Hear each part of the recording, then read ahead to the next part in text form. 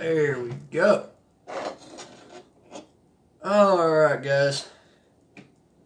Trying out a different setup for the phone right now, for the camera and everything. So I'm kind of adjusting things still. It was really hard to try to figure out how well this looked without actually starting the stream. So I do apologize.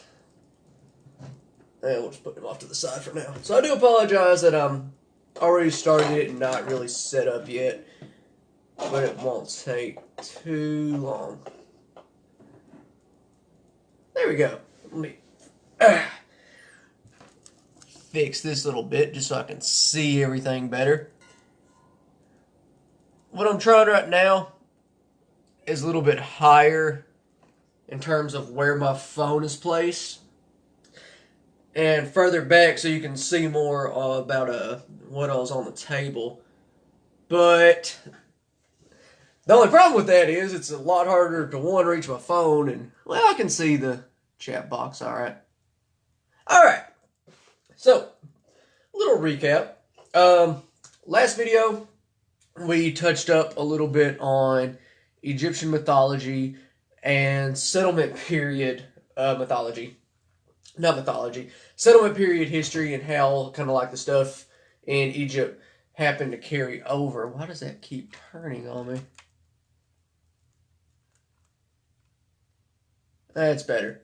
So, today I kind of wanted to touch up a little. I know that I said the next video we were going to do was going to end up being based on birds of prey.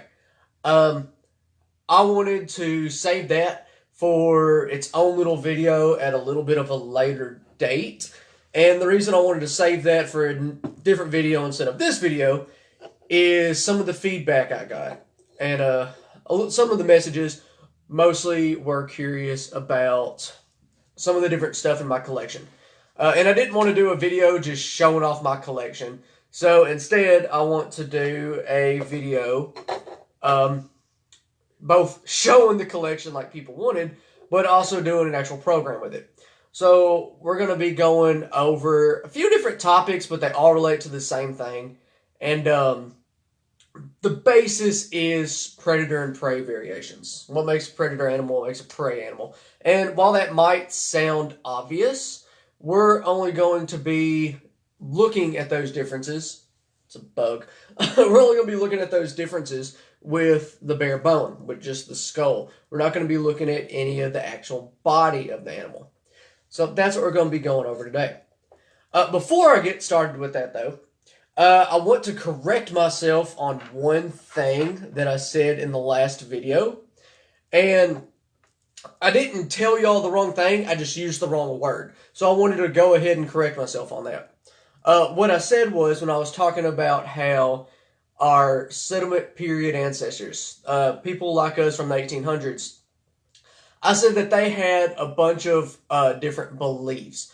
And the word I used was their beliefs were superficial, and that was the wrong word to use. What I meant to say was superstitious. For some reason, I could not get that word to my mind to actually say.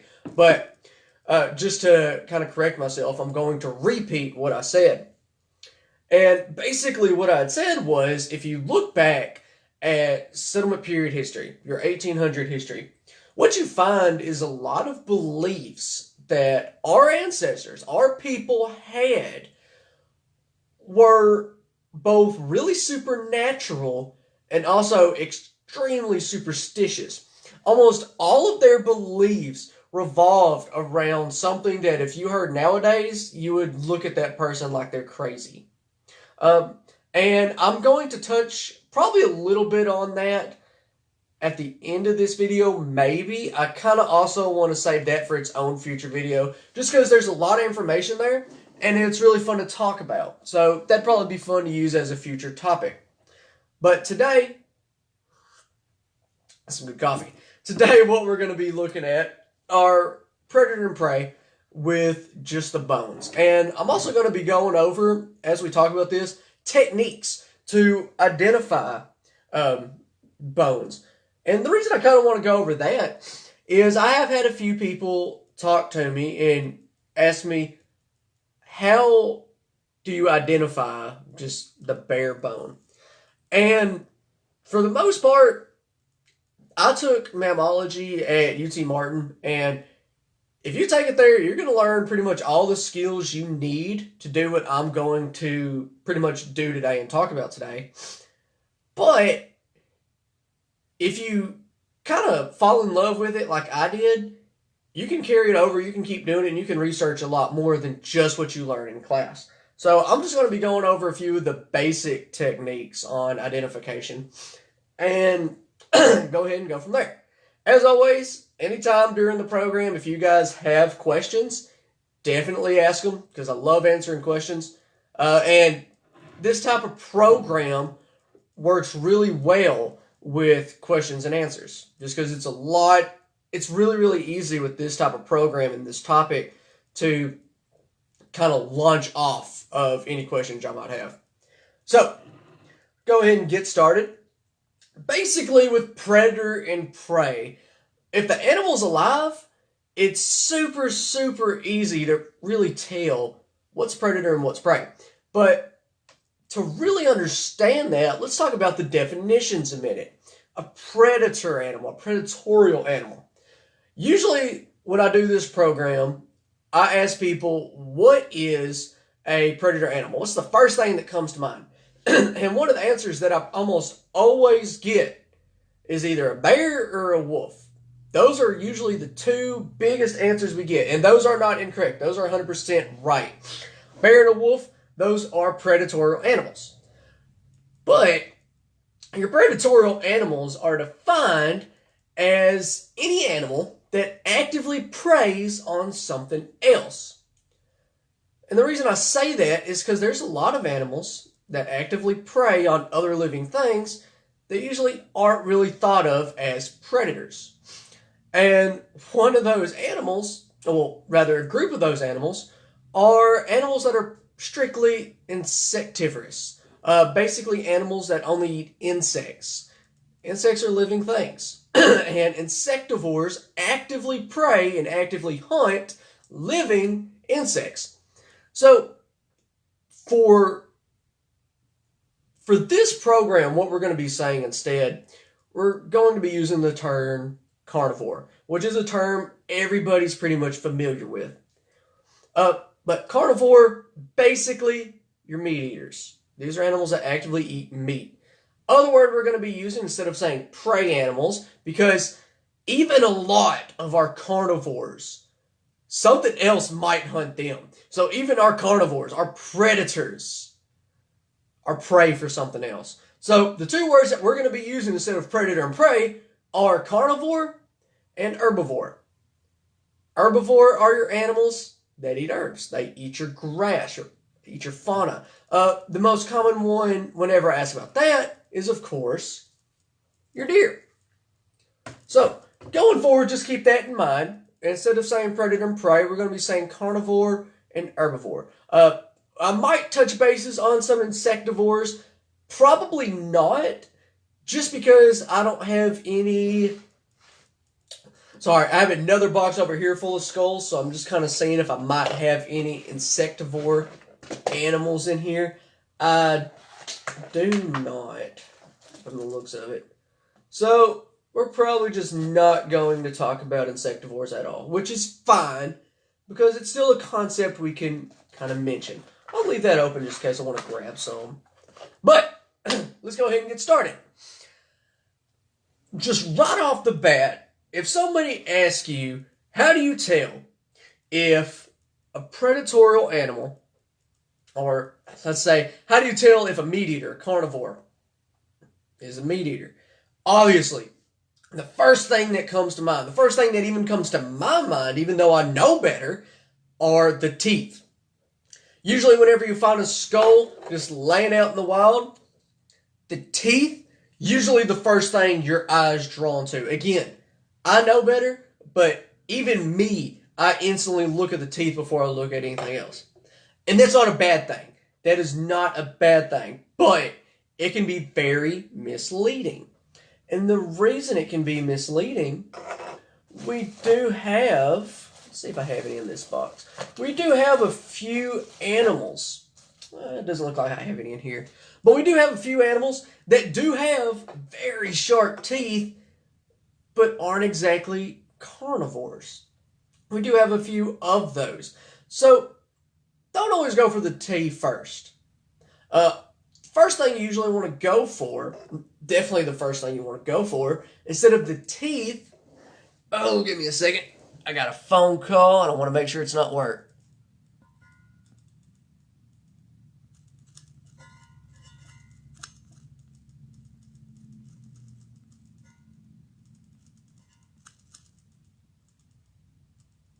Okay, we're good. But sorry about that. So, rather than instantly go for the teeth, even though that's usually what our eyes are drawn to, whenever you're dealing with predatorial animals, or rather, whenever you're just finding skulls out in the wild, you want to go for the eye sockets. Before I get too much further, there's one thing that I always have to be careful that I say. And this is also advice to anybody that might have their own collection like this and decides to show it off or take it to programs.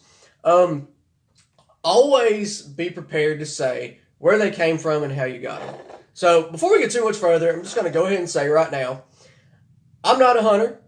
Most people that know me know this. So no, I did not hunt any of these. Some of them I found.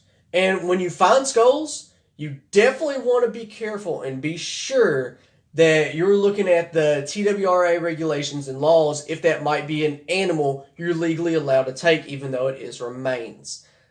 That's a conversation for later. But almost all of these, the ones that I didn't find, were donations. And when they're donations, it's usually just a don't ask questions, nobody gets in trouble type thing. But some of these were donations, some of them are replicas. So just know that going forward. But back on track, instead of instantly looking at the teeth to decide what kind of animal you're looking for, because whenever you find bones, especially skulls out in the wild, before you can start going down that list in your head, figuring out what it is, first thing you got to figure out, is this a carnivore, is this an herbivore, or is it something else? Or is it something in between, which we do have a few of those on the table we will talk about here in a minute. So, instead of looking at the teeth, you want to go for the eye sockets. Just, let's say that I found this skull right here, this bobcat skull. Let's say I found this laying out, and all the teeth were missing. There's no teeth at all. I can tell without a shadow of a doubt, even if there's no teeth left in the skull, that this is a predator because of the eye socket location.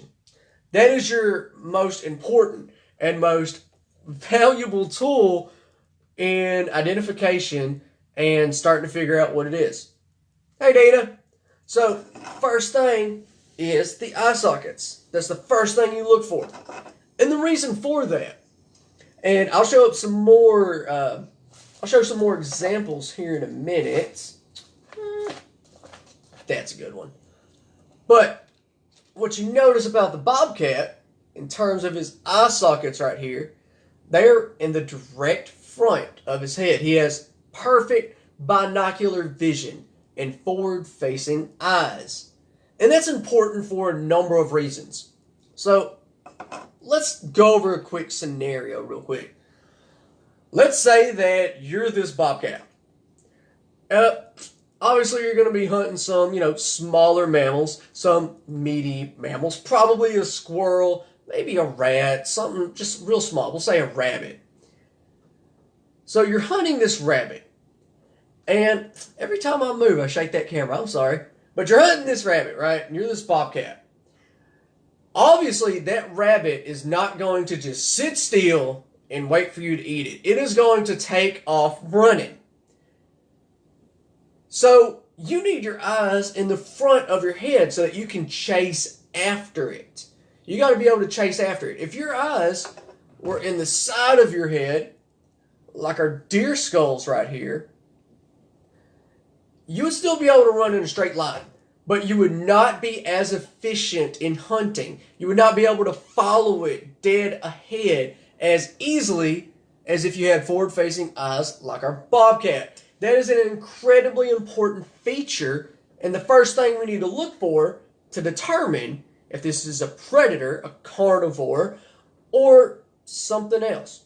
So we found this skull laying in the ground, forward-facing eye sockets. We know this is a carnivore. This is a hunter. And we found that out without ever looking at the teeth. Now there are a few animals, like I said, that do have those very sharp teeth, but they're not exactly hunters. And there's a lot of animals that you guys can look for that have teeth like that. So again, teeth are a very important tool.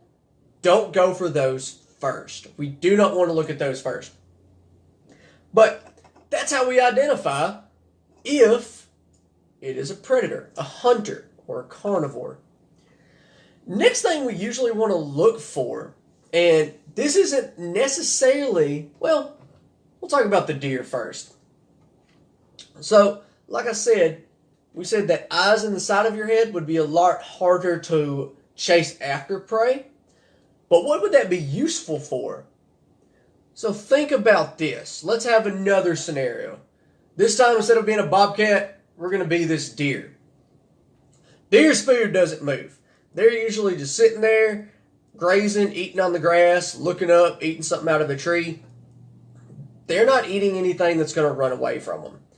They're standing stationary, they're standing still, and they're just getting their food. So how do they keep an eye out? Well, that's where these eyes in the side of their skull, these side-facing eyes, really come into handy. They do not have perfect binocular vision like we do, or like our bobcat does. Things that are straight ahead, they can still see them, but not as well as our hunters. But those eyes in the side of their head, their food standing still, they're standing stationary, they're able to see what's going on right around here, right around their side, a lot better than we can. They know what's going on in their peripherals a whole lot better than a bobcat. That helps them keep from being snuck up on a lot better. So that's why side-facing eyes are very important. And again, very important tool to determine what kind of animal we're looking at. Now, this right here is the bottom jaw of a deer. And just glimpsing at it, let's say that this part of it was missing. This is all we see. Those teeth are sharp. And they do hurt if you just slam your hand on it. They do hurt. They are sharp. So, if you don't know what you're looking at, that can be a little bit misleading.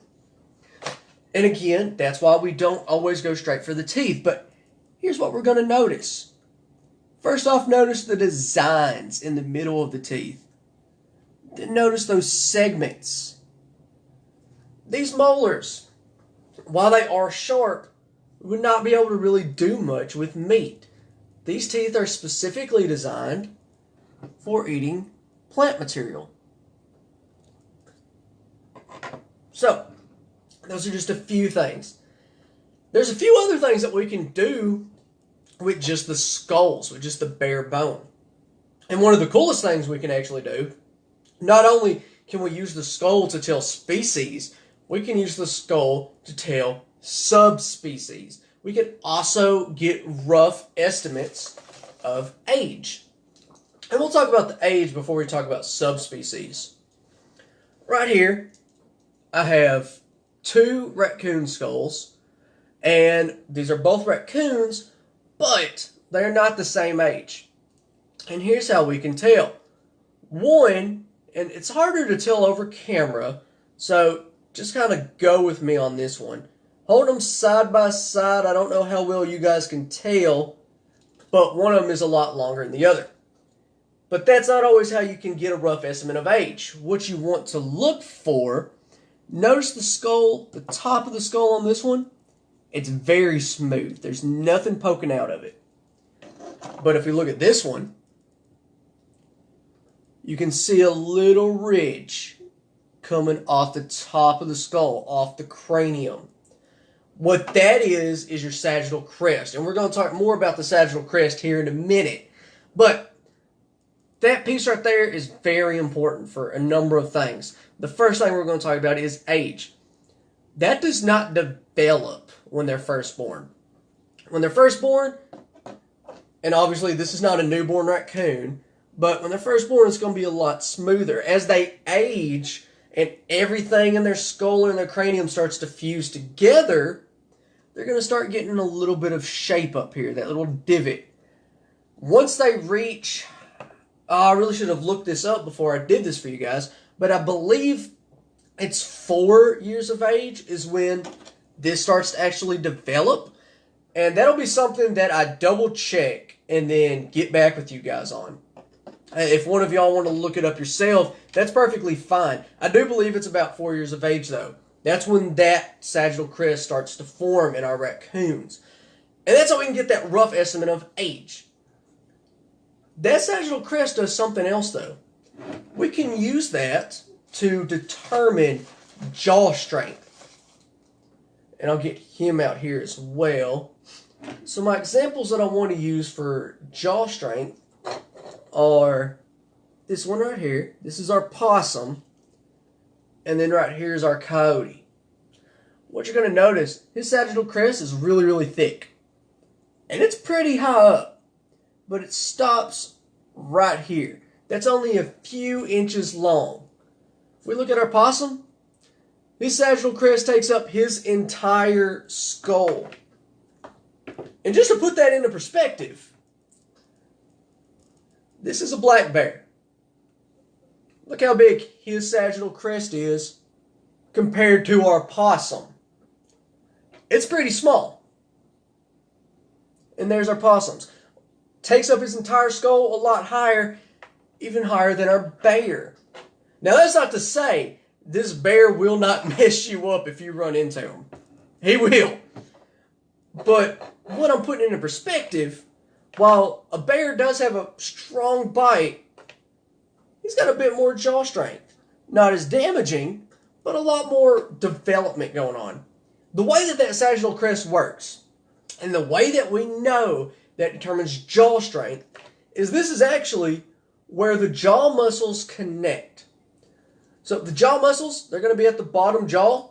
They're going to go up through the zygomatics right here and attach to the sagittal crest. And what you got to understand, kind of envision a stack of blocks. Actually, let's take a stack of Legos, and we're going to wrap a rubber band around them. We're going to stack one stack of Legos. We're going to do it 3 high. Wrap that rubber band around it, pull them apart. There's going to be some resistance, but not that much. If we stack it, we're going to say 5 high, and then try to pull them apart. It's a lot higher. So it's going to stretch that rubber band a lot more. There's already a lot more resistance. So that when you let go of that bottom row of Legos, that bottom jaw, it snaps shut with a lot more force. Because there's so much more tension on a taller, higher sagittal crest, which allows for a lot more strength in that bottom jaw and a lot more tension. And I love using the bear and the possum example, especially for kids, because you do not expect a bear to have such a small crest compared to a little tiny possum. Possums will tear you up. Now, last thing we're going to talk about with just the sagittal crest, we have a few more things, but last thing about the sagittal crest, and after I talk about this, I'm going to open it up for questions for a minute. But I said that crest can also help us tell subspecies. We have things like our black bears, our brown bears, our grizzly bears. We have different kinds of wolves, different kinds of squirrels. The example I'm going to use, because it's the example I have with me, is our foxes. We have our gray fox and our red fox. Now, when we're dealing with subspecies, the sagittal crest usually turns into what's called temporal ridges.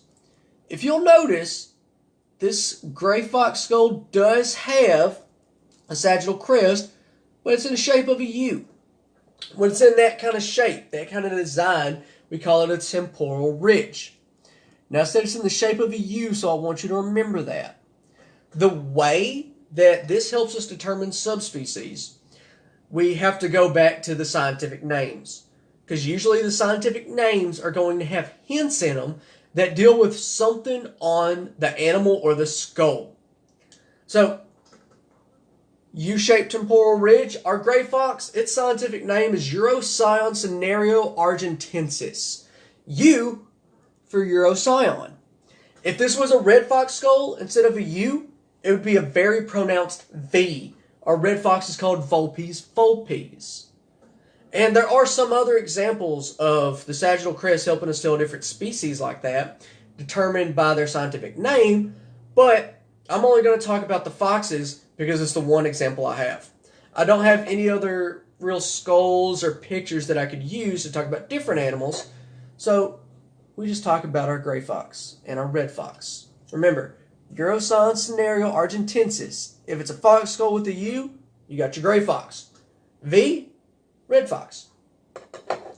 Now, I've been talking for a good bit, so I want to go ahead, drink my coffee real quick, and give y'all a chance to ask any questions you might have.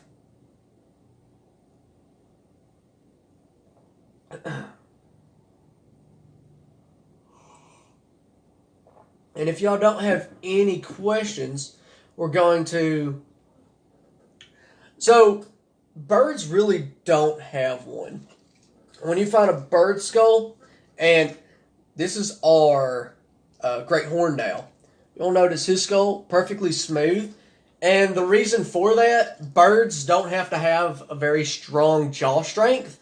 All of their strength and all of their killing power are in the talons. Their beak does nothing but tear that food up, and sometimes used for self-defense. Literally all their strength, though, is right in their talons. So they have no need for a sagittal crest. So no, your birds are going to be perfectly smooth.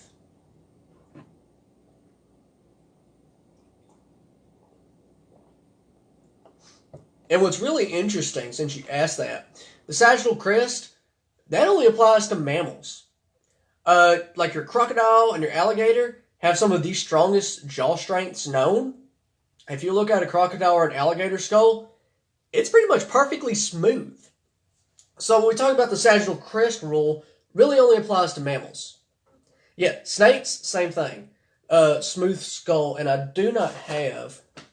No, I don't have anything with snakes to use as an example. But no, it doesn't apply to snakes.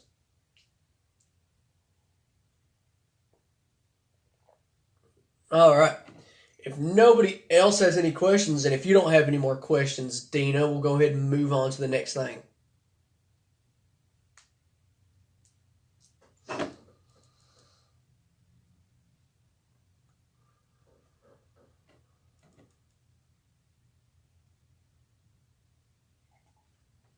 All right.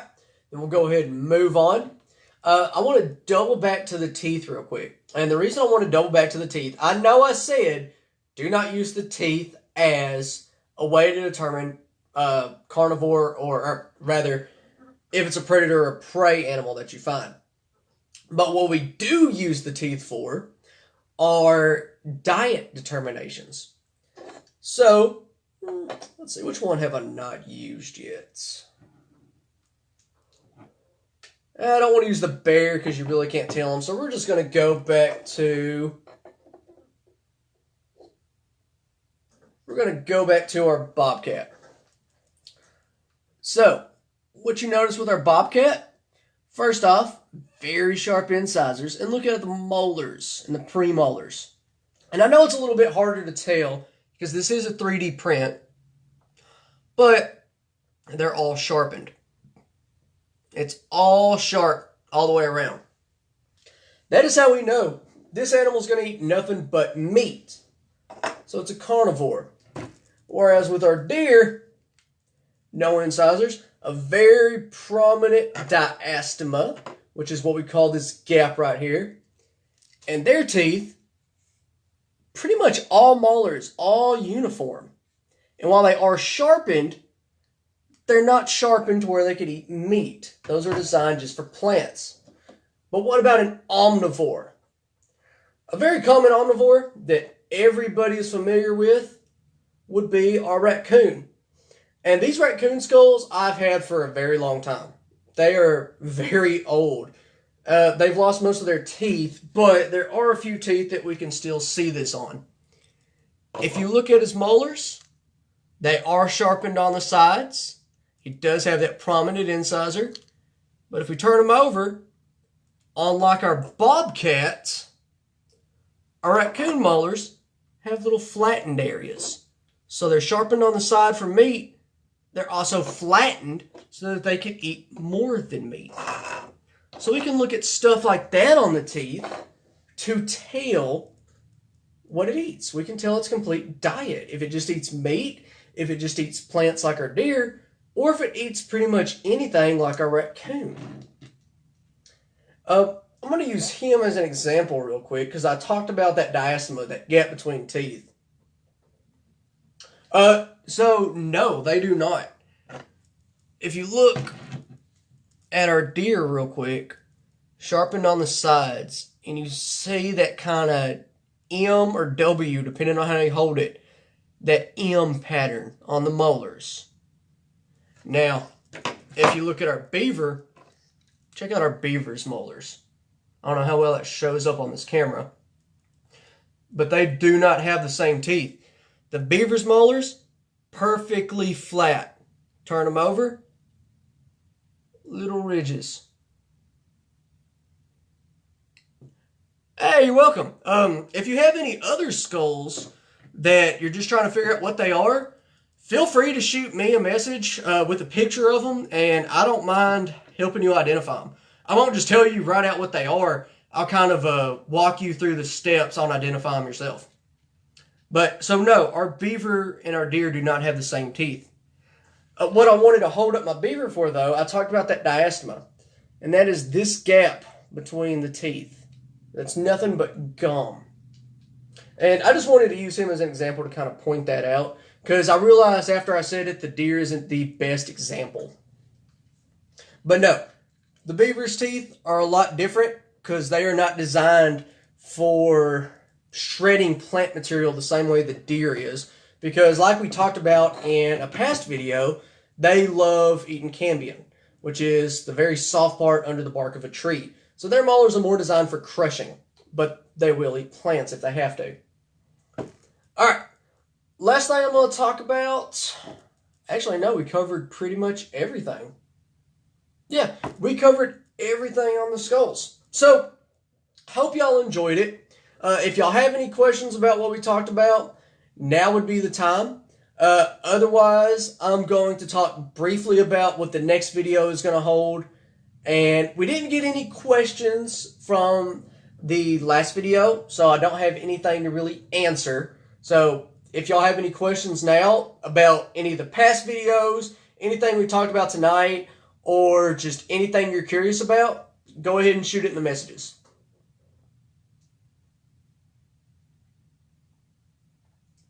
And while I'm waiting for that and giving y'all time, this next video that we're going to go over, we're going to be having a Birds of Prey program. We're going to be doing a full-on Birds of Prey program. Not with any live animals, sadly. We're going to be using a very expensive living puppet that I have. And we're also going to be using the skulls for some examples. And I'm going to try to get some sound clips ready for you guys. So that's going to be our next one. And the topic that I have picked out for after our Birds of Prey program is we're going to be going back and talking about some of the settlement period, the 1800s. We're going to be talking a little bit more about their superstitions and practices, because I mentioned a lot of their practices and a lot of their thoughts back then are what we would consider paranormal.